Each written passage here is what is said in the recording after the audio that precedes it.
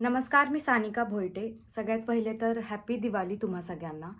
थंबनेलवरून तुमच्या लक्षात आलंच असेल की आजचा ब्लॉग आपण कोणत्या टॉपिकवरती बनवतोय, की रोस्टर्स आणि हेटर लोक जे व्हिडिओ बनवतात आहेत यूट्यूबवरती, त्यांच्या भाषेत सांगायचं झालं तर सानिका भोईटे आजकाल 2 गोष्टींमुळे कॉन्ट्रोव्हर्सीमध्ये, ते म्हणजे सोलापूरचा जो इव्हेंट झाला काही, आणि दुसरं म्हणजे यूट्यूब इन्कमवरून. यूट्यूब इन्कमवरती आपण शेवटी बोलूयात. सर्वप्रथम आपण सोलापूर इव्हेंटबद्दल बोलूयात. खरं तर मला या विषयावरती पडायचं नव्हतं. माझे घरातले आणि मित्र वगैरे सगळे सांगून कंटाळले की तू हा विषय सोडून दे. ते लोक हे व्लॉग बघतील तर ते माझ्यावरती चिडणार आहेत पहिले तर. पण आज बोलावं लागतंय. आणि जे पण कोण रोस्टर हेटर व्हिडिओ बनवतात आहेत त्या लोकांना मला उत्तर द्यायची गरज तर नाही आहे, कारण की त्यांचं चॅनल पण ह्याच टॉपिकवरनं चाललं आहे आजकाल. तर ज्या ज्या ज्या त्याच्या चॅनलवर बघावं तिकडे मीच दिसतेय आणि एक साईडची स्टोरी नरेट करतात आहेत ते. त्यामुळे मला असं वाटलं की हा पहिला आणि शेवटचा व्हिडिओ असेल माझ्यातर्फे, की मला असं वाटलं की मी माझी बाजू क्लिअर करावी. तिकडे मग ते बोलतात ना, दुनियेत 1000 तोंड असतात आणि 1000 लोकांचे वेगळे विचार असतात. त्यामुळं जे पण कोणाला खरी बाजू कळेल त्यांना कळेल. त्यामुळे हा व्हिडिओ शेवटीपर्यंत बघा. मी तुम्हाला पहिल्यापासून सांगते की त्या सोलापूर इव्हेंटबद्दल नक्की काय झालं, मग स्टार्ट कुठून झालं, मधला पिरियड काय होता, एंड कुठं झालं, करंट सिच्युएशन काय आहे. त्यामुळे पूर्ण व्लॉग बघा. तर सगळ्यात पहिले तर ज्या लोकांना हा विषयच काय माहीत नाहीये, तर 22 ऑक्टोबरला मी सोलापूरला एका इव्हेंटसाठी गेले होते, जो की दांडियाचा इव्हेंट होता. चेतन गायकवाड यांनी इन्व्हिटेशन दिलं होतं या इव्हेंटसाठी मला. तर 17 ऑक्टोबरला माझा वाढदिवस असतो आणि 16 ऑक्टोबरला आम्ही सगळे वाढदिवसाच्या तयारीमध्ये होतो. अँड करणला इव्हनिंगच्याच अशा काही टाईममध्ये कॉल आला की अननोन नंबरवरनं कॉल होता की आम्ही ओळखतो तुम्हाला, तुमच्या आजोबांना, घरच्यांना, असं तसं. तर करणनी विचारलं त्यांना की काय काम आहे वगैरे, कोण बोलतंय. तर सोनू खरात म्हणून कोणतरी होते कॉलवरती. तर करणनी विचारलं तुमचं काय काम आहे वगैरे. तर सानिकाला सोलापूरच्या दांडिया इव्हेंटसाठी इन्व्हिटेशन द्यायचं होतं, हे काम होतं, त्यासाठी भेटायचं होतं. तर करण आणि मी एका ठिकाणी असल्यामुळे आम्हाला काय त्यांना भेटणं त्यावेळेस पॉसिबल नव्हतं. त्यामुळं माझे जे काय कामं असतील, इव्हेंट असू देत, ब्रँड कोलॅबरेशन्स असू देत, म्हणजे जे पण काय कामाशी रिलेटेड असेल, तर माझा भाऊ म्हणजे पार्थ कॉलवर बोलतो किंवा मीटिंगला वगैरे असं जातो. तर पार्थ त्या दिवशी सोनू खरात यांना भेटायला गेला. तर आता आम्ही कुठल्याही इव्हेंटला जाताना एक पर्टिक्युलर चार्जेस घेतो. तर पार्थनी ती अमाऊंट त्यांना सांगितली. तर मग त्या अमाऊंटवरनं पण त्यांचं खूप उशीर चर्चा झाली की कमी करा, हे खूप जास्त आहेत वगैरे, हे ते. तर पार्थ त्यांना नीट सांगत होता की सर, इव्हेंटला यायचेच फक्त चार्जेस नसतात, हे हे यायचे जायचे ट्रॅव्हलिंगचे, प्लस आम्ही लांब येणार सोलापूरला, पुण्याहून लांब येते, तर ते तिथे स्टेचे राहायचे, प्लस ट्रॅव्हलिंग वगैरे सगळं त्यामध्ये इन्क्लूड असतं. त्यामुळे इव्हेंटचे यायचे ॲक्च्युअल चार्जेस कमी असतात आणि बाकीचेच आमचा खर्च जास्त होतो, त्याचे चार्जेस वेगळे असतात आणि ते जे इव्हेंट ऑर्गनाईज करतात त्यांनीच द्यायचे असतात. तर तरी ते झाल्यानंतर त्यांनी करणला परत कॉल केला की ह्यांना चार्जेस कमी करायला सांगा वगैरे, आणि बऱ्यापैकी त्यांचे चार्जेस आम्ही कमी केले. पण आम्ही काय बोललो की चार्जेस आम्ही कमी करतोय सर, तर सोलापूरला येतोय, तर मग ही रिस्पॉन्सिबिलिटी तुम्ही तुमच्यावरती घ्या की तुम्ही आम्हाला तिथे राहायची व्यवस्था करून द्याल. कारण आम्ही जे चार्जेस घेतो त्यामध्ये आम्ही सगळे ओव्हरऑल चार्जेस घेतो, राहायचे, ट्रॅव्हलिंगचे वगैरे. जर हे तुम्ही नाही देते इथे, तर तुम्ही तिथे तुमच्या पद्धतीने स्टेची व्यवस्था करा. तर ते बोलले चालेल. तर ही पण एक कंडिशन होती की तुम्हाला पूर्ण पेमेंट करावं लागेल. अँड सेकंड थिंग, तुम्हाला तिथे आम्ही येणार आहे, तर तुम्हाला तिथे आमची राहायची व्यवस्था करायला लागेल. खूप रोजच्या ह्याच्यात मी हे पण ऐकलं की सानिका बोलली माझा मूड नाहीये, माझी इच्छा नाहीये इव्हेंटला जायची, असं तसं. तर मी कामाच्या बाबतीत माझ्या खूप जास्ती प्रोफेशनल आहे. ज्यांनी माझ्यासोबत आधी काम केले त्यांना माहिती आहे की मी असं काही करत नाही. माझी इच्छा आणि मूड वगैरे मी माझ्या कामाच्या बाबतीत आणत नाही. तर जे सोनू खरात आमच्याशी बोलत होते, जे आम्हाला पेमेंट द्यायला नाही म्हणत होते त्यावेळेस, तर त्यांना आम्ही बोललो की आम्ही येऊ नाही शकत. त्यामुळे जे मेन इव्हेंट ऑर्गनायझर होते, ज्यांचा हा इव्हेंट होता, चेतन गायकवाड, त्यांचा इव्हेंटच्या सकाळी करणला कॉल आला की माफी मागतो आम्ही, तुम्ही इव्हेंटला या, तुमचं किती पेमेंट राहिले ते सुद्धा देऊन टाकतो. तर त्यांनी मला प्लस 20,000 अजून अमाऊंट केली, असे मिळून 40,000 रुपये माझ्याकडे होते. पण अजून एक XYZ अमाऊंट राहिली होती यायची, जे की माझं पूर्ण पेमेंट नव्हतं 40,000 पण. तर आम्ही त्यांना हे सांगितलं होतं आधीच की पूर्ण अमाऊंट मला आली पाहिजे, तर ती काय आली नाही. तर जाणं तर इम्पॉसिबल होतं यायचं, कारण स्टे तर त्यांनी केला नव्हता. त्यामुळे मी जाऊन कुठे थांबू, कुठे आवरणार मी त्यांच्या इव्हेंटसाठी, तर मला ते काहीच माहिती नव्हतं. तर मी काय बोललं की हा इव्हेंट आपण ड्रॉप करूयात, आपण त्यांचे अमाऊंट त्यांना परत देऊन टाकूयात, जी पण काही इव्हेंटचे आहेत, आणि जेवढं आपण काम केलंय त्यांच्यासाठी. म्हणजेच त्यांनी त्यांच्या दांडिया इव्हेंटची स्टोरी टाकून घेतली होती माझ्याकडून पासेस जायच्या आधी, की तुम्ही स्टोरी टाका, म्हणजे लोकांना सोलापूरच्या कळेल की तुम्ही येणार आहे म्हणून. तर मी ही स्टोरी टाकली होती. इंस्टाग्राम स्टोरीचे आपले काही चार्जेस असतात, तर तेवढेच मी कट केले, 20,000 रुपीज. त्यांना मी काय बोललं की जेवढं मी काम केले तेवढ्याचे पैसे मी ठेवून घेते, बाकी इव्हेंटचे पैसे तुम्हाला मी रिटर्न करते. आता हे जे लोक बोलतात आहेत की मी ह्यांचे पैसे बुडवले, तर मला जर बुडवायचे असतील ना, तर मी त्यांचे 40च परत नसते दिले. जेवढं मी काम करते ना प्रामाणिकपणे, तेवढ्याचेच मी पैसे ठेवले होते आणि बाकीचे मी त्यांना रिटर्न दिले होते. सगळं पेमेंट क्लिअर केलं. चेतन गायकवाड यांनी सगळं पेमेंट क्लिअर केलं आणि असे सुद्धा बोलले की ते जे हॉटेल आहे जे आम्ही सजेस्ट केलं होतं ते चुकीच्या एरियामध्ये, त्यामुळे मी तुमची रूम बालाजी सरोवरला करतो, तुम्ही सोलापूरमध्ये पोहोचा. तर आम्ही निघालो, गेलो. आम्ही सोलापूरमध्ये पोहोचलो. परत आम्ही बोललो की सोनू खरात यांचं काय आपल्याशी बोलणं बरोबर नाहीये, आपण चेतन गायकवाडशी डायरेक्ट बोलूयात. आम्ही तिथे गेलो तर चेतन गायकवाड हे फोन रिसीव्ह करत नव्हते. आम्ही बालाजी सरोवरच्या तिथे जाऊन त्यांना फोटो सुद्धा टाकला की तुम्ही जिथे बोलला रूम बुक करतो, तिथे आम्ही येऊन थांबलोय, बट इथे रूम सुद्धा बुक नाहीये आमच्या नावानी, आणि इथे तुमचा कोण माणूस सुद्धा नाहीये. तर कॉल केला तर एका दुसऱ्या व्यक्तीने त्यांचा फोन उचलला आणि असं सांगितलं की दादा पोलीस स्टेशनमध्ये आहेत, बजरंग दलची त्यांच्यावरती केस चालू आहे, इव्हेंटला सुद्धा त्यांना यायला लेट होणार आहे. ठीक आहे, ती रूम वगैरे झाली, त्या लोकांनीच करून दिली. मी तिथे आवरलं. इव्हेंटला मी टाइमवरती पोहोचले. इव्हेंटमध्ये 4-5 हजार पब्लिक होती, छान होता इव्हेंट. तर तिथे मला चक्कर येत होती थोडी, त्यामुळे मी साईडला बसले होते. तर तिथे होते ते सोनू खरात, जे पहिल्यापासून बोलत होते, जे की सोलापूर इव्हेंट ज्यांनी ऑर्गनाईज केला होता त्यांचे मित्र का कोण होते, आणि करण. तर त्या दोघांमध्ये कॉन्व्हर्सेशन काय ऍक्च्युअलमध्ये झाली हे मी सांगते. सोनू खरात करणला काय बोलले की तुम्ही इव्हेंटला यायला नाही म्हणले मला, तुम्ही फोनवर असे बोलले, इथे माणुसकीला किंमत आहे, पैशाला नाही, हे सोनू खरात बोलले. त्या रिटर्नमध्ये करण त्यांना बोलला की हो दादा, पण शब्दाला सुद्धा काहीतरी किंमत असते. तुम्ही बोलला होता, तुम्ही शब्द दिला होता की इव्हेंटला यायच्या आधी तुमचं सगळं पेमेंट क्लिअर होईल, आणि तुम्ही ते काय केलं नाही. एवढंच कॉन्व्हर्सेशन या दोघांमध्ये झालं. हा इव्हेंट झाला. आम्ही त्या रात्री सोलापूरमध्ये हॉटेलला परत आलो, तिथे राहिलो सोलापूरमध्ये आम्ही रात्री. अँड नेक्स्ट डे आम्ही पुण्याला निघालो. आम्ही रोडला लागस तोपर्यंत आम्हाला एक कॉल आला. तो होता सोनू खरात यांचा कोणता तरी मित्र, आणि तो कॉल करून करणला बोलायला लागला की तू आमच्या सोनू दादांना काय बोलला, आणि त्यांनी खूप घाणेरड्या शिव्या दिल्या, ज्या की तुम्हाला मी पुढच्या क्लिपमध्ये दाखवते. Hello, hello. कोण बोलतोय? अरे काल तुला काय बोलणार आहे? कोण बोलतोय? अरे कोण काय नाही, एवढ्या भोकाच्या तुला चांगलं इथं बोलून घेतलं तर तुम्ही चढावत बघताव का? काय झालं? कोण बोलतोय? पण कुठून बोलताय? अरे तुला ते काय करायचंय? आई घाली तुझ्या आईचं पुस्तक तुझे हा. अच्छा, म्हणजे तुम्ही पाहुण्यांना बोलून अशा शिवाय देता का? तुम्ही आत्ता जो कॉल ऐकला, इव्हेंट मध्ये असं काहीच झालं नव्हतं की एवढ्या शिव्या देत त्यांनी कॉल करावेत. अँड असे आधीच 1-2 कॉल आले होते, ज्यावेळेस करण त्यांना बोलला सुद्धा होता की असे काही कॉल करू नका आणि हे बंद करा, की यासाठी मला परत कोणी फोन करू नका. तर हा तिसरा कॉल होता जो आम्ही रेकॉर्ड केला होता.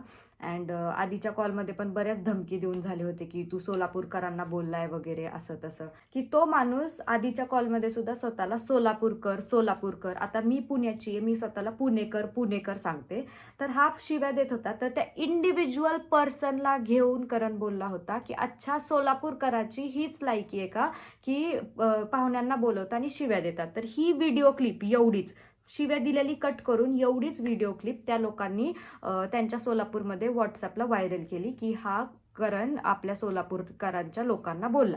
आता जर सोलापूरकरांच्या लोकांवर हेट असतं, तर मी एक मराठी मुलगी आहे, म्हणजे जेन्युअनली सांगायचं झालं तर मी महाराष्ट्रात राहते आणि मला सगळ्या मराठी लोकांचा आदर आहे. ते पुणेकर असू दे, सातारकर असू दे, कोल्हापूरकर असू दे, सोलापूरकर असू दे, नाशिक, नागपूर, पूर्ण महाराष्ट्र आपलं आहे सगळ्यांचं, एक मराठी माणसाचं आहे. तर तिथे कोण कुणाची लायकी काढल असं नाही. आणि हे असलं घाणेरडं राजकारण जे काय त्या लोकांनी केलंय की हा सोलापूरकरांना बोलला, हे अतिशय घाण होतं. Moving to the next part, हे मला एवढंच क्लिअर करायचं होतं की हे त्या सोलापूरकराला होतं जे असं घाणेरडे शिव्या देत होता पाहुण्यांना बोलून.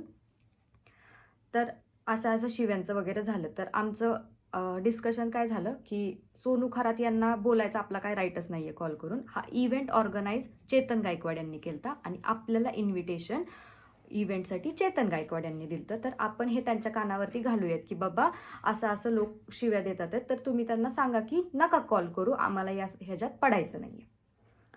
आम्ही चेतन गायकवाड यांना कॉल केला, त्यांनी तो काही रिसीव्ह नाही केला. परत कॉल केला तर त्यांचा मेसेज आला की मी कोर्टामध्ये, मी नंतर कॉल करतो. तर हे शिव्यांचे कॉल रिपीटेड चालू राहिले. त्यामुळं मग चेतन गायकवाड पण कॉल नाही उचलत आहेत, हे पण नाही उचलत आहेत. तर मी इंस्टाग्रामवरती एक स्टोरी टाकली की बाबा हा इव्हेंट माझ्या लाईफमधला खरंच खूप घाण इव्हेंट होता.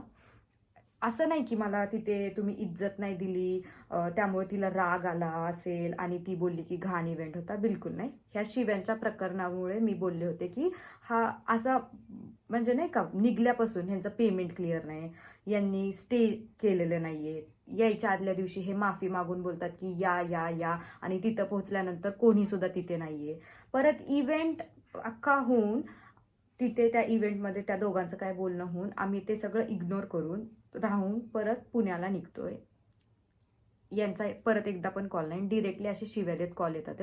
तर एक मानसिक त्रास होतो की बाबा हे असे कसे लोक होते. तर त्या कॉन्टेक्स्टमध्ये मी एक जनरल स्टोरी टाकली होती की हे चेतन गायकवाड यांनी ऑर्गनाईज केलेला होता आणि हे मला आवडलेलं नाहीये. आणि मी तिथे बोलले होते की सोलापूरचा हा इव्हेंट खूप खराब होता. ज्या व्हायरल व्हिडिओमध्ये मी जे बोलली आहे वर्स्ट पीपल, चीप पीपल, तर मी हे त्या लोकांना बोलली आहे जे हे अशा घाणेरड्या शिव्या देत होते फोन करून. त्या लोकांना बोलली आहे, जे की ह्या व्हिडिओचा पण एक चुकीचा अर्थ घेतला गेला की मी ही सोलापूरकरांना बोलली आहे, जे की अतिशय चुकीचे. आणि त्यावेळेस पण मला हे चुकीचं वाटलं की लोकांमध्ये हे हेट पसरत होतं. त्यामुळे मी स्टोरी पण टाकली होती की सोलापूरच्या पब्लिकला भेटून चांगलं वाटलं, इव्हेंट ऑर्गनायझर्स चांगले नव्हते. आणि असं काय नाही की माझं काही वैयक्तिक दुश्मनी आहे सोलापूरकरांशी की मी सोलापूरकरांवरती बोलायला जाईल. पण हे ओव्हरऑल कॉन्टेक्स्टमध्ये समजलं पाहिजे, ओव्हरऑलच समजलं पाहिजे लोकांनी की पुण्याला येऊन जर काय झालं तर बाबा पुण्यात झालं, कोल्हापूरमध्ये काय झालं तिथे झालं, सातारमध्ये काय झालं तिथे झालं असं बोलतात लोक. तर मी तिथल्या लोकांना नाही बोलत आहे, तिथे झालेल्या इव्हेंटमध्ये ज्यांनी तो इव्हेंट भरवलाय मी त्यांना बोलतीये. एवढं तर सोलापूरच्या पब्लिकमध्ये हे भरवतात आहे की करण आणि सानिका सोलापूरकरांच्या पब्लिकला बोलले, तर हे चुकीचे.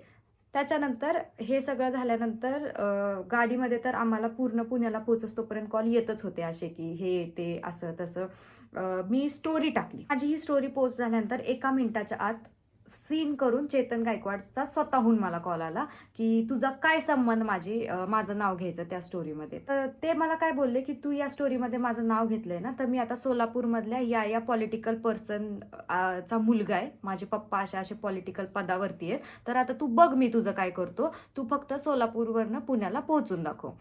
अँड प्लस ते अजून बोलायला लागले की शिव्या आम्ही देतोय कारण करणनी आमच्या मित्राला स्टेजवरती मारले. आता ह्या गोष्टीवरती मला खरं हसायला येतं, मारलंय, जे की त्यांनी स्टोरीमध्ये पण टाकलं. सोलापूरचे लोक पण म्हणतात की तू आमच्या मित्राला स्टेजवरती मारलं वगैरे.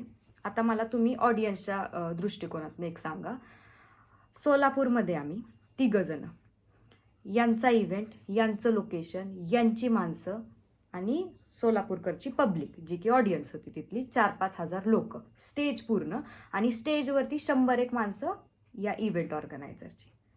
करण याच्या मित्राला मारणार आहे.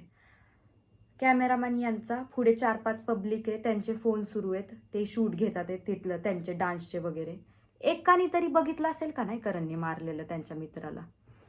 स्टेजवरती जर आम्ही त्याला मारलं असतं, तुम्ही आम्हाला तुमच्या इव्हेंटमधनं बाहेर निघून दिलं असतं का हो? आम्ही जर मारलं असतं, जे मध्ये तुम्ही बातमी पसरवली की करण जो कोण आहे त्यांनी याला मारलं स्टेजवरती, जर तिथे आम्ही मारलं असतं तर तिथे आम्ही बाहेर निघलो नसतो. जरी मारलं असतं तर स्टेजवरती कॅमेरामॅन तुमचेच होते 10, तिथे कुणीतरी एक रेकॉर्ड केलं असतं. कॅमेरामॅनकडून सुटलं असेल रेकॉर्ड करायचं. ऑडियन्स होती 4-5 हजारची, त्यातलं एकाने कुणीतरी रेकॉर्ड केलं असतं ना की करणनी तुझ्या मित्राला मारलं आणि म्हणून मारलं म्हणून तुम्ही फोन करताय शिव्या देण्याचे. काय नॉनसेन्स पोर खेळपणा लावलाय की बाबा शिव्या देताय आणि आता तुम्हाला सारवासार करायला काहीच कारण भेटत नाहीये म्हणून करणनी मारलं. म्हणजे हे नॉनसेन्स रिझन दिलं की करणनी मारलं.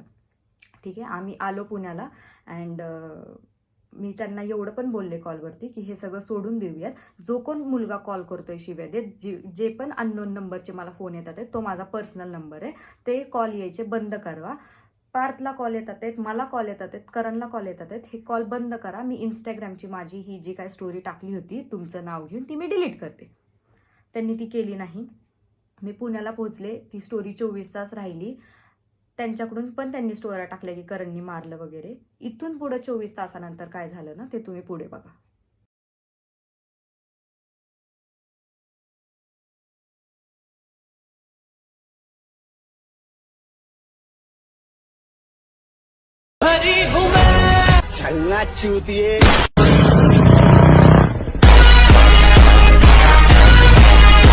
सगळ्यात पहिले स्टोरी तर मी ही बघितली साईडची, मर्सिडीज बेन्झ ॲक्सिडेंट RIP. म्हणजे एखाद्याला धक्का बसेल ना, माझी आई माझ्याजवळ राहत नाही, ती दुसरीकडे राहते, असं जर सोशल मीडियावरती, सोशल प्लॅटफॉर्मवरती RIP सानिका भोईटे पडत असेल तर म्हणजे नाही काय वाटेल एखाद्याला. जर माझ्या आईने ही पोस्ट बघितली तर तिला काय वाटेल की बाबा मुलगी सोलापूरला गेली होती, येता येता काय झालं तिचं. ठीक आहे, ही एक इनडायरेक्टली धमकी होती की सानिका भोईटेला मारलं. त्याच्यानंतर कोण मित्र होते त्यांचे, फेक ID की खरे ID होते माहीत नाही. परत त्यांचे कोण भाऊ होते, त्यांच्याच गायकवाड लोक, तर त्यांचे मेसेज मी तुम्हाला पुढे दाखवते. तर हे सगळे बघितले तुम्ही, हे सगळे रिवेंजवाले आणि घाणेरडे, एकदम घाण भाषेतले. मला हे दाखवायला सुद्धा नाही का कसं तरी होतंय. पण आज खूपच चर्चा होती ह्या विषयांची आणि मी सगळीकडं खोटी दिसतीये ना, आणि खूप प्रशस्त लोक आहेत ते सोलापूरचे, असे जे सगळे लोक बोलतात आहेत, तर त्यांचा प्रशस्तपणा मी मागे तुम्हाला दाखवला की हे कसे लोक आहेत वगैरे. आणि त्यांनी काय केलं, रिवेंज वगैरे सगळं होत होतं. तर 2 दिवसानंतर, आय गेस दसऱ्यानंतर, हे चेतन गायकवाड आले पुण्यामध्ये. पोरखेळ एकदम बालिश मुलासारखे हे मला त्यांच्या स्टोरीमध्ये टॅग करतात आहेत की मी पुण्यात आलोय. आता ह्यांना असं वाटतं की हे जिथं जिथं आलेत आणि ह्यांचे स्टोरी बघून मी ह्यांना घाबरते की हे पुण्यात येऊन मला मारणार वगैरे की काय. आणि हे RIPचे धमकी वगैरे त्यांनी दिले, हे घाण बोलले, हे कोणतरी पॉलिटिकल पर्सनचा एक मुलगा वगैरे आहे, म्हणून मी आता ह्यांची स्टोरी बघून ह्यांना मी घाबरणार आहे. NIBM मध्ये आहेत, कोथरूडमध्ये वगैरे. आणि हे लोकांना म्हणजे नाही का सोलापूरवरच्या त्यांच्या मित्रांना किंवा जे कोण बारकी बारकी पोरं त्यांना फॉलो करतात आहेत तिथली, त्यांना दाखवायला हे मला तिथे खाली टॅग सुद्धा देतात आहेत की बाबा मी इथे आलोय आणि आता हिचा बदला घेणार आहे. तर हा सगळा बालिश प्रकार हे चेतन गायकवाड दसऱ्यानंतर 2 दिवसांनी पुण्यात येऊन करत होते. पण एक इन जनरल माझ्या घरच्यांच्या दृष्टिकोनातून असं आलं, माझ्या घरचे जे पण आहेत, की उगाच आपण रिस्क नको घ्यायला, कुणाच्या मनातलं असं काही सुद्धा सांगू शकत नाही. आणि तू एकटी बाहेर जातेस किंवा एकटी तुम्ही पुण्यात फिरता, एकटे राहता. खरं तर मी माझ्या पूर्ण फॅमिली सोबत इथे राहत नाही, त्यामुळे काळजी वाटणं स्वाभाविक आहे माझ्या अख्ख्या घरच्यांना की तू एक पोलीस स्टेशनला केस देऊन ठेव, एक नॉर्मल सांगून ठेव की असा असा इव्हेंट झालाय आणि असे मला मारून टाकायचे धमकी देत आहेत. तर सगळ्यांचं मत आलं की पोलीस केस करण्यापेक्षा आपण महिला आयोगकडे तक्रार देऊयात. तर रुपालीताई चाकणकर यांचं महिला आयोग आमच्यापासून खूप जवळ आहे, ते महाराष्ट्र राज्य महिला आयोग आहे. तर आमच्या सगळ्यांचं डिस्कशन झालं की आपण ताईंपाशी जाऊन महिला आयोगमध्ये ही कंप्लेंट देऊयात म्हणून. तर नेक्स्ट डे असं झालं की आम्ही पार्थ, मी, करण जेवढे आम्ही इव्हेंटला गेलो होतो तेवढेच आम्ही महिला आयोगकडे गेलो. रुपालीताईंना सगळी सिच्युएशन सांगितली की इव्हेंटमध्ये काय काय झालं, काय नाही झालं, शिव्या देत कसे कॉल आले. आणि त्याच्यानंतर आम्ही जेव्हा इव्हेंट ऑर्गनायझरला हे सांगण्यासाठी कॉल केला तेव्हा त्यांच्याकडूनच रिटर्न आम्हाला धमकी आली की मी एका पॉलिटिकल पर्सनचा मुलगा आहे आणि मी तुला सोडणार नाही, आणि प्लस ते आता पुण्यामध्ये येऊन सुद्धा असे करत आहेत, धमकी देत आहेत.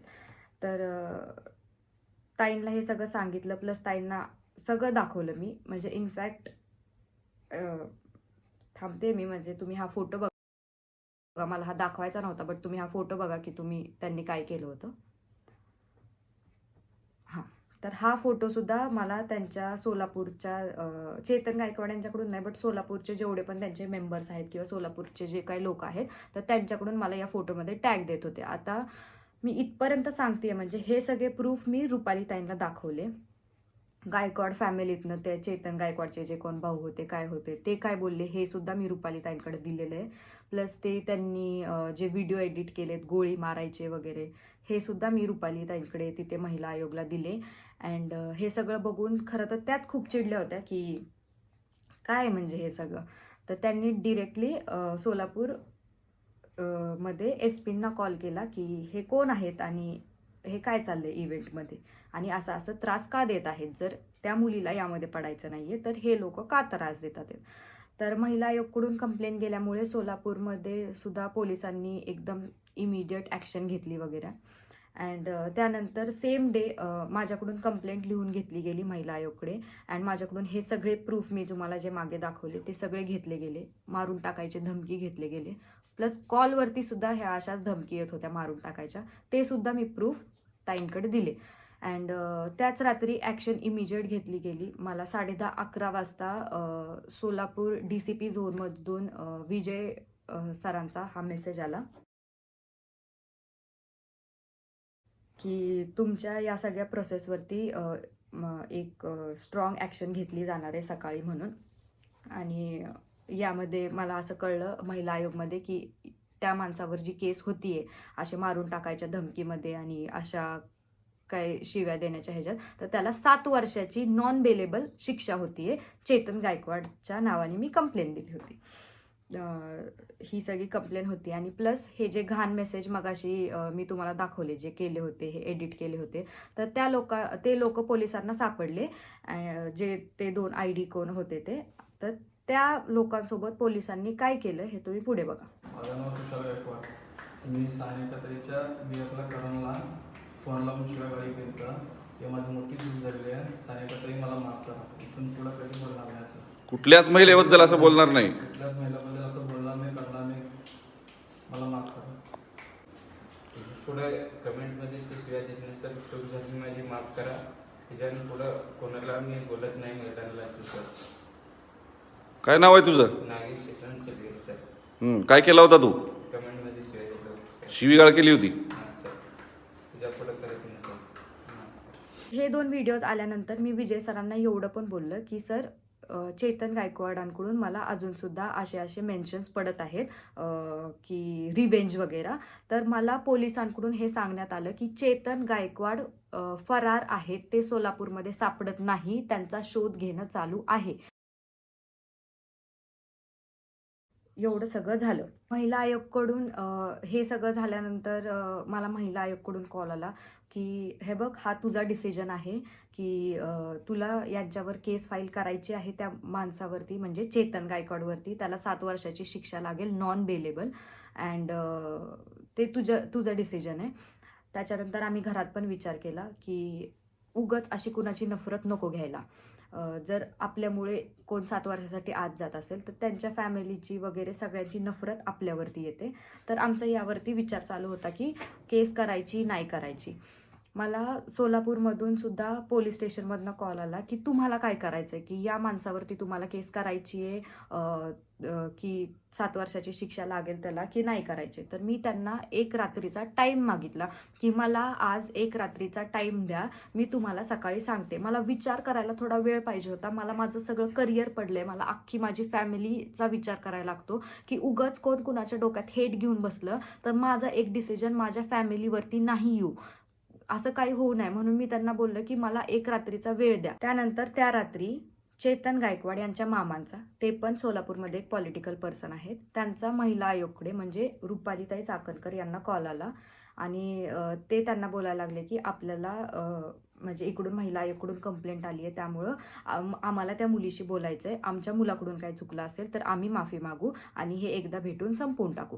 तर मला महिला आयोगमधून कॉल आला की आपण एकदा त्यांच्याशी बोलून घेऊ. शेवटचा निर्णय तुझा असेल की तुला त्यांच्यावर केस करायची आहे नाही करायची आहे. एकदा त्यांच्याशी बोल. जर त्यांना त्यांच्या सगळ्या चुका मान्य असतील की त्यांनी हे केलंय आणि हे जे तुझ्याबद्दलचे काय घाणेरडे व्हिडिओज किंवा फोटोज मॉर्फ व्हिडिओज फोटोज त्यांनी पसरवले ते सगळे डिलीट करत असतील ते तर विचारून बघू आणि मग तुला काय वाटतंय हे बघूयात.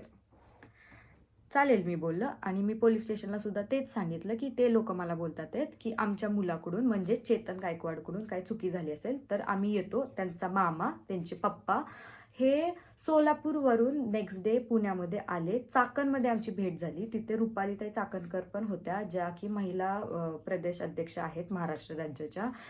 त्यांच्यासमोर ही भेट झाली. मी, करण पार्थ आणि त्यांच्याकडून त्यांचे मामा, त्याचे पप्पा आणि चेतन गायकवाड होते. तर मी त्यांच्या पप्पांना आणि त्यांच्या मामाला ही सगळी सांगितलं की इव्हेंटमध्ये काय झालं होतं, सोनू खरात कोण होते, करण मध्ये त्यांच्यामध्ये काय बोलणं झालं आणि अशा शिव्या आल्या. आणि त्याच्यानंतर चेतन गायकवाड मला सांगतात की मी एका पॉलिटिकल पर्सनचा मुलगा आहे आणि मी तुला जगून देतो का, तुला पुण्याला पोचून देतो का, तुला मारून टाकतो. प्लस ते पुण्यामध्ये येऊन NIBMला कोथरूडमध्ये मला टॅग करून करून रिवेंज करतात. आणि प्लस हे त्यांचे कोण ग्रुप मेंबर्स आहेत, ज्या ज्या आयडींवरनं मला हे माझे मॉर्फ फोटोज आलेत, हे मी सगळं त्यांच्या फॅमिलीवर, त्यांचे पप्पा मामा कोण असतील त्यांना दाखवले रुपालीताईंसमोर.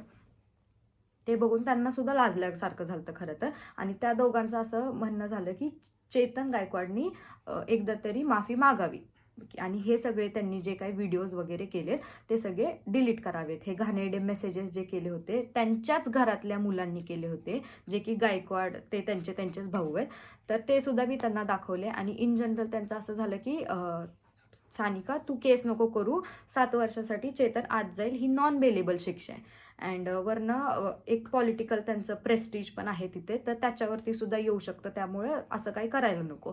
तर मी काय बोललं की फक्त त्यांना जर मान्य असेल ना की त्यांनी ही चूक केली आहे, तर मला तर खरं केस करायची नाही आहे. कारण मी रात्रभर विचार केला आहे खूप की नको, आपल्याला ह्या भांडणात नाही पडायचे.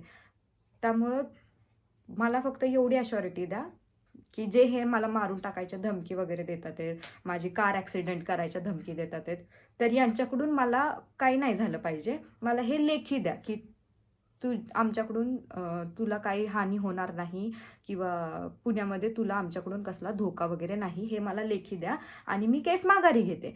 तिथे ते सगळं झालं. ते बोलले आम्ही लेखी देतो, केस तुम्ही माघारी घ्या. तिथून आम्ही घरी आलो, ते तिथून घरी गेले. हे सगळं झालं. हे सगळं झाल्यानंतर मी सोलापूर पोलीस स्टेशनला मेसेज करून सुद्धा सांगितलं विजय सरांना की सर मला केस माघारी घ्यायची आहे, जी पण माझ्याकडून तुमच्याकडे कंप्लेंट आली आहे ती माघारी घ्यायची.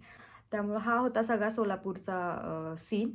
आणि बरेच लोकांचे मला सजेशन पण आले की तू आता लोक कसे आहेत वगैरे बघितल्याशिवाय जात जाऊ नको वगैरे. की आम्ही आत्तापर्यंत समजत होतो की आम्ही जेवढे पण इव्हेंट केले ना त्यात आम्हाला अशी लोक कुठेच नाही सापडली, हे चेतन गायकवाड आणि हे जे सोनू खरात कोण होते यांच्यासारखी. त्यामुळे आम्हाला आत्तापर्यंत असं वाटत होतं की चांगली असतात बाबा लोक. अँड राहिला प्रश्न पैशांचा, तर प्रत्येकजण या दुनियेत पैशासाठी काम करतं. तुम्ही जे काम करता ते तुम्ही कुणासाठी फुकट करत नाही किंवा तुमच्या घरात पैसा येतो तो तुम्ही काहीतरी काम करून दिल्याशिवाय येत नाही. हे माझं काम आहे, यासाठी मी पैसे चार्ज करते. एवढंच माझं चुकलं की माणसं बघून जायला पाहिजे होतं. हिथनं मागं मला खूप असं वाटत होतं की चांगली माणसं असतात वगैरे, पण हिथनं पुढे मी काळजी घेईल, एक प्रॉपर टीम लावेल. आम्ही सगळ्यांना चांगलं समजत होतो की जे या दुनियेत सगळी लोक चांगली नसतात. सो हा सगळा सोलापूरचा इव्हेंटचा सीन होता जो की मी तुम्हाला आत्तापर्यंत सांगितला. आणि आता यावरती कुणाला काय बोलायचं ते बोलू दे. हा माझ्याकडून पहिला आणि शेवटचा व्हिडिओ होता या सोलापूरच्या बद्दल. आता येऊयात खूपच इंटरेस्टिंग टॉपिकवरती, जो की आहे माझं यूट्यूब इन्कमवरती. खूप लोकांना असं वाटायला लागले, काय बोलतात लोक, सानिका भोयटे, अंबानी वगैरे. तर त्या टॉपिकवरती पुढे येऊयात. तर गाईज आता येऊयात सगळ्यात इंटरेस्टिंग टॉपिकवरती, आणि जो की सगळ्यात कॉमेडी पार्ट आहे. की आजकाल लोक मला म्हणतात की मी सानिका भोयटेने दाखवलं यूट्यूबचा फेक इन्कम, ती खूप रिच झाली आहे आणि अंबानी वगैरे झाली आहे. तर भारी वाटतंय खरं तर हे सगळं बघून की तुम्ही मला रिच समजताय, अंबानी वगैरे असं टाकून माझे व्हिडिओ बनवताय. अँड खरं मला वाटायचं असं की मला रिच लोकांमध्ये बघावं माणसांनी, तुम्ही बघताय. तर खरं तर हा व्हिडिओ मी यासाठी बनवते ऑन अ सिरियस नोट, की तुम्ही लोकांना मिसगाईड करताय. खरं तर रोस्टर्स लोकांना स्वतःलाच अक्कल कमी आहे जरा, की त्यांना माहीत नाही आहे की हा इन्कम नक्की कुठून आलाय आणि किती आलाय आणि कसा आलाय. पहिली गोष्ट तर मी हा पुढचा पार्ट आहे ना त्यासाठी लावलाय, रोस्टर्स लोकांसाठी हा पुढचा व्हिडिओ आहे. तुम्हाला कॉन्टेंट नाहीये, निदान हा आता पुढचा कॉन्टेंट आणि माझा आधीचा कॉन्टेंट घेऊन तुम्ही नॅनो तरी घेत चालच. मला असं वाटतंय की तुम्ही माझ्या सेकंड हँड गाडीवरती एवढ्या कमेंट केल्यात की सेकंड हँड घेतली, अल्टो घेतली असती, नॅनो घेतली असती. मला म्हणायचं माझ्या सेकंड हँड गाडीच्या किमतीत तू नवीन इनोवा घेशील रे, पण जाऊ दे, ते तुला कळणार नाही. तुम्हाला रोस्टर्स लोकांना तर काय कळणार नाही. तुमचं थोडं नॉलेजच वाढवून घ्या पुढचा व्हिडिओ बघून. तर गाईज खूप लोकांना वाटतंय ना मी IT प्रोफेशनल वगैरे, त्यामुळे मी आज एकदम रॉ व्हिडिओ शूट करायचा ठरवलाय. मॅकबुक दे रे तो. म्हणजे मी एकदम लॅपटॉप घेण्यापासून व्हिडिओ दाखवते आणि परत म्हणायला नको हिने काहीतरी एडिट घेऊन. आता हा माझा लॅपटॉप आहे. आता खूप लोकांना, रोस्टर लोकांना तर स्पेशली वाटेल मी ह्याचा शो ऑफ केलाय, पण हा माझा स्वतःचा आहे. मी शो ऑफ करेल नाही तर काही करेल. हा स्वतःचा माझा ॲपलचा लॅपटॉप आहे. ठीक आहे, चलो नेक्स्ट. ठीक आहे, सुरू आहे ब्लँक स्क्रीन. आता माझा लॅपटॉप सुरू होतोय, तुम्हाला दिसतंय. जर तुमच्याकडे मॅक नसेल तर ज्यांच्याकडे मॅक असेल त्यांना विचारा असा सुरू होतो का. इथे आता मी पासवर्ड टाकते. ठीक आहे, थांबा. पासवर्ड ओके, पासवर्ड हा टाकलाय. सानिका भोयटे हा माझा स्वतःचा लॅपटॉप आहे. ज्यांना कुणाला वाटतं इथे ग्रीन स्क्रीन आहे, मी मध्ये वगैरे येते, माझ्या तोंडावर येते का, नाही. ठीक आहे. अरे इतके रोस्टर लोक इथनं गेलेले आहेत माहिती का, जी ती उठेल त्यांना हीच टॉपिक आहे. आता ठीक आहे, इकडे या. इकडे त्यांना असं वाटतं बॅकग्राऊंडमध्ये कुठलं तरी हे सुरू आहे, तर मी सगळं दाखवते. Finder, file, edit, view, window, go, help. कुठला सुद्धा डिस्प्ले सुरू नाही आहे. डेस्कटॉप मी उघडून दाखवलं F3नी. इथे बॅकग्राऊंडमध्ये कोणता सुद्धा सॉफ्टवेअर मी लावलेला नाही आहे. मी एवढी IT प्रोफेशनल असते ना, तर मी खूप मोठ्या पोस्टवर असते काय IT कंपनीला का. चलो आता इकडे मी यूट्यूब उघडते क्रोमवरून. आता आपण उघडूयात यूट्यूब. ठीक आहे, मी परत एकदा F3 डेस्कटॉपला दाखवते. इकडे कुठली स्क्रीन नाही आहे, कोणतीही स्क्रीन नाही आहे. ही स्क्रीन मी फुल दाखवते. यूट्यूबला जाऊयात. View your channel. हे खरं तर माझंच चॅनल आहे, दाखवू देत आधी बाबा, नाही तर म्हणतील तिसऱ्याचं चॅनल उघडून इन्कम दाखवते. Sanika Bhoyte official, 164K subscribers. हा माझा लेटेस्ट व्लॉग आहे. इथपर्यंत तुम्हाला कळालं आहे का. थांबा, आता मला तुम्हाला माझ्या चॅनलला नेऊ देत. हां, चॅनलवर तर आपण ऑलरेडी आहे. ठीक आहे, कस्टमाइज चॅनल. ज्यांना यूट्यूब माहिती आहे, टेक वगैरे चॅनल, त्यांना खूप यूट्यूबचं नॉलेज आहे. थांबा त्यांच्याबद्दल बोलते. कोण कोण बनवतात आहेत यूट्यूब टेकवाली पण रोस्टिंगमध्ये उतरलीत आता. त्यांना एवढंच नॉलेज आहे अल्गोरिदम वगैरे. अल्गोरिदम ऑडियन्सला शिकवण्यापेक्षा स्वतःच्या चॅनलवर मेहनत घेतली ना, तर तुमचं चॅनल वाढेल. त्यामुळे मला असं वाटतं नॉलेजेबल पर्सनली आधी स्वतःच्या आयडी मेहनत घ्यावी, तुमचा आयडी वाढवा, लोकांना ज्ञान देत बसण्यापेक्षा. चलो आता जाऊयात आपण कस्टम चॅनलला, कस्टमाइज वाले. इथे जाऊयात ॲनालिटिक्समध्ये. गाईज, जी नॉर्मल पब्लिक पण ही बघते, ॲनालिटिक्समध्ये आपल्याला रेव्हेन्यू वगैरे सगळाच ॲनालिटिकल डाटा दिसतो इथे. ठीक आहे, तर हा डाटा आहे ऑक्टोबर 14 ते नोव्हेंबर 10, 2023 पर्यंतचा जे काय आहे. माझा रेव्हेन्यू आहे $285.86. व्ह्यूज वगैरे इतके आहेत. तर मला खूप रोस्टर खूप खास व्यक्तिमत्व आहेत आहे. ह्या लोकांनी मला सांगितलेलं सानिकानी इंडियन रुपीजमध्ये तिचा इन्कम दाखवावा, नाही की डॉलरमध्ये. तर ठीक आहे, चलो आता आपण खाली इंडियन रुपीजमध्ये आधी ह्याची सेटिंग चेंज करूयात. सेटिंगमध्ये जाऊन हे आत्ता आपलं US डॉलरमध्ये इन्कम दाखवतंय. तिथे जाऊन आपण, थांबा दिसलं नाही, USD US डॉलर. हां, US डॉलर चेंज करून आपण इंडियन रुपीजमध्ये दाखवण्याचा प्रयत्न करू आपल्या खूप हुशार रोस्टर्स लोकांना. इंडियन हां, इंडियन रुपी दिसलं. ठीक आहे, हे सेव्ह करूयात. आता इन्कम दिसतं इंडियन रुपीजमध्ये. ऑक्टोबर 14 ते नोव्हेंबर 10 पर्यंत मला व्लॉग्समधून 23,782 रुपये आलेले आहेत. आता मेन मुद्दा इकडे दाखवा. मेन मुद्दा, जे लोक मला बोलत होते इथं मी कोणती ग्रीन स्क्रीन दाखवली, तर हा अनकट व्हिडिओ चाललाय तुमच्या पुढे. मी लॅपटॉप उघडा केल्यापासून तुम्हाला दाखवलाय, ओपन केल्यापासून. तर आता मी हे इंडियन रुपीजमध्ये सेटिंग पण चेंज केली. ज्या लोकांना वाटत होतं सानिकात एवढंच असेल तर तिने प्रूफ दाखवावा तिचे जे 1.1 मिलियन फॉलोअर्स आहेत. तर गाईज, मला माहिती, तुम्हाला माहिती की मी तुम्हाला फसवत नाहीये. हा व्हिडिओ स्पेशली मी त्या ज्ञानी रोस्टर्स लोकांसाठी केलेला आहे. तर त्यांना मी दाखवला होता ऑगस्ट महिन्याचा इन्कम. ज्यांना खूप प्रश्न पडले होते की मी गाडी कशी घेतली, काय घेतली वगैरे, तर इथे आपल्याला आधी महिना टाकायचा आहे, मग डेट आणि मग इयर. तर आपण ऑगस्ट टाकूयात 08, 1 तारखेपासून टाकूयात 23, आणि इकडे पूर्ण महिन्याचा इन्कम दाखवूयात ऑगस्टचा. 08 म्हणजे ऑगस्ट महिना, 31 तारीख शेवटची आणि 23वे वर्ष. ॲप्लाय 1 ऑगस्ट ते 31 ऑगस्ट 2023 मध्ये किती इन्कम आहे. तर एस्टिमेटेड रेव्हेन्यू दिसतोय तुम्हाला इंडियन रुपीजमध्ये किती आहे, 12,48,111 रुपीज. आता खूप आता हे मला खरं तर दाखवायचं नव्हतं, म्हणजे मी बोलून झालं होतं. एका रोस्टरच्या मी कोण होता मला माहित नाही, त्याच्या व्हिडिओ खाली मी कमेंट सुद्धा केली होती की मी त्याला नीट एक्सप्लेन केलं होतं की बाबा तुमचं प्लॅटफॉर्मबद्दल नॉलेज थोडंसं वाढवा. आणि ते काय बोलले की आम्हाला खूप नॉलेज आहे, आम्ही टेक चॅनल चालवतो वगैरे, ही तिथे ॲरो ओपन आहे, हिने एडिटिंग वगैरे काय केली, बाकीचे लोक जे काय बोलले. तर मला मान्य ॲरोवरती वगैरे काय होता तो. माझं ब्लॉगिंगमधनं इन्कम खूप जास्ती कमी आहे, खूप म्हणजे खूप कमी. 8,000 वगैरे काहीतरी मला महिना मिळत असतील ब्लॉग्स टाकून. मी जास्त ब्लॉग टाकत नाही, मला ब्लॉगमधनं कमवायची गरज पण नाही. आता हा जो इन्कम आहे, जो मला पर्टिक्युलरली ऑगस्टमध्ये आलाय, 1 ऑगस्ट ते 31 ऑगस्ट, तो कशाचा आहे मी त्या रोस्टर्सला पण सांगते आणि आपल्या नॉर्मल पब्लिकला पण सांगते जी हा व्हिडिओ बघतील. तर मागच्या 2022च्या डिसेंबरमध्ये 2 डिसेंबरला माझ्याकडे एक काम आलं होतं आणि 5 डिसेंबरला मी ते साईन केलं होतं. तर ते काम असं होतं की गुगल आणि यूट्यूब म्हणून मध्ये एक कॅम्पेन रन होत होतं, शॉपिंग म्हणून. शॉपिंग नावाचं यूट्यूबवरती एक फीचर आला होता नवीन आणि तो प्रमोट करायचा होता. तर ते कॅम्पेन खूप कमी इन्फ्लुएन्सरकडे होते. कदाचित हे रोस्टर लोकांकडे तर एवढी मोठं कामं येत पण नसतील, त्यामुळे त्यांना माहीत पण नाहीत ही कामं कशी, त्यांनी ह्यात किती पैसे मिळतात, त्यामुळे त्यांचं थोडं कमी आहे, हे मी पब्लिकला सांगते. तर हे आपण साईन केलं होतं आणि असं होतं की त्यामध्ये मला 6 लाईव्ह सेशन करायला लागणार आहेत. आता खूप लोक असे पण बोलत होते की हिने शॉपिंग प्रमोट केले तर कुठं केलं म्हणून. तर ते त्यावेळेस रन होत होतं. तर मी माझ्या चॅनलला दाखवते, इकडं ना, होम, व्हिडिओ, शॉर्ट्स आणि लाईव्ह. तर लाईव्हमध्ये मी हे 6 लाईव्ह सेशन केलेले आहेत ऑलरेडी.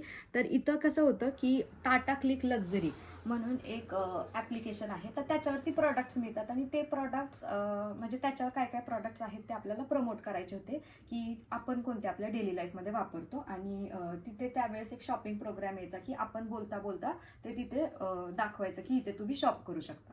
तर त्या पर लाईव्हला मला एक पर्टिक्युलर अमाऊंट भेटणार होती.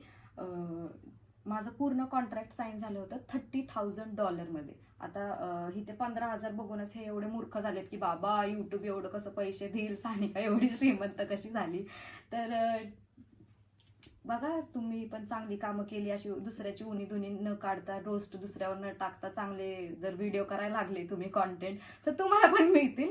तर मला मिळतात आहेत म्हणून तुमच्या पोटात दुखायची काहीच गरज नाहीये. आणि सानिका फेक इन्कम वगैरे दाखवते, तर सानिका आतापर्यंत कुठेतरी लपून बसली असती. एवढे 10-12 तुम्ही जे स्वतःला लय मोठे समजता ना, पोलखोल एक्सपोज्ड वगैरे व्हिडिओ काय बनवले, तर रडत बसली असती कुठेतरी जर हे खरं नसतं तर. आणि प्लस जेवढे पण त्यातले रोस्टर होते त्यातल्या 2 जणांना मी कॉन्टॅक्ट करायचा प्रयत्न पण केला. त्यांना मी नीट सांगायचा प्रयत्न केला की आता त्याच्या भाषेतनं हा मला प्रश्न आला की तुझं हे रेव्हेन्यूमध्ये कसं काय दिसतं. कॅम्पेन तर आम्ही पण केलेत, पण डिरेक्टली यूट्यूब कसं काय यूट्यूबच्या रेव्हेन्यूमध्ये कसं दिसतं. तर माझं यूट्यूबचं जे चॅनल आहे ते माझी एक एजन्सी हँडल करते, XYZ कुठली असेल, मी नाव नाही घेत.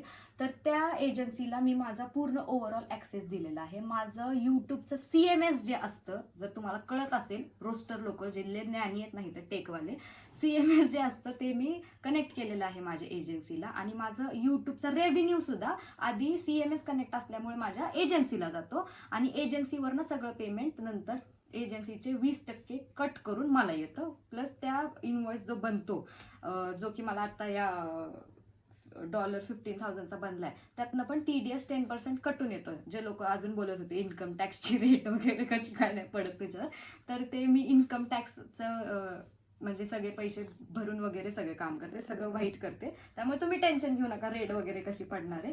तर ते CMS कनेक्ट असल्यामुळे आणि यूट्यूबचंच हे कॅम्पेन असल्यामुळे ते पैसे आले होते माझ्या CMS वरती, जे की माझ्या जे एजन्सी वरती होते. सॉरी, मी ते बीप टाकलं कारण की मी माझ्या एजन्सीचं नाव घेतलं होतं. तर त्या एजन्सीवरती आले होते आणि ते कट होऊन मला येणार होते, म्हणून ते माझ्या रेव्हेन्यूमध्ये रिफ्लेक्ट करतात. आणि अजून जरी कुणाला प्रश्न असेल की हे कॉन्ट्रॅक्ट होतं की नव्हतं वगैरे, तर पुढे मी तुम्हाला कॉन्ट्रॅक्ट दाखवते.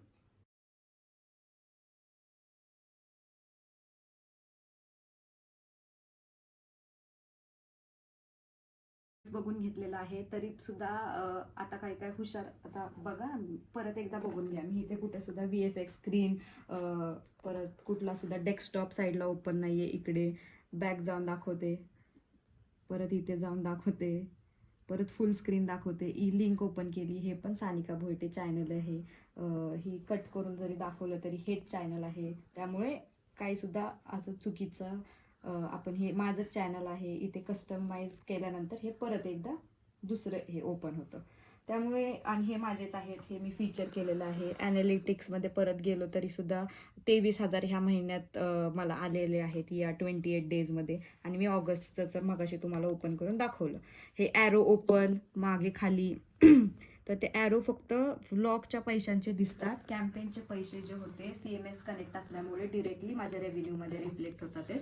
आणि हे सुरूच असू दे, तुम्हाला जर मी श्रीमंत झालेले बघवत नसेल ना, तर ही तुमची जी आतली जलन आहे ना ती तुमच्यापाशी ठेवा. उगाच लोकांना फसवायची आणि तुमचं किती नॉलेज आहे अर्धवट हे लोकांना दाखवायची गरज नाहीये.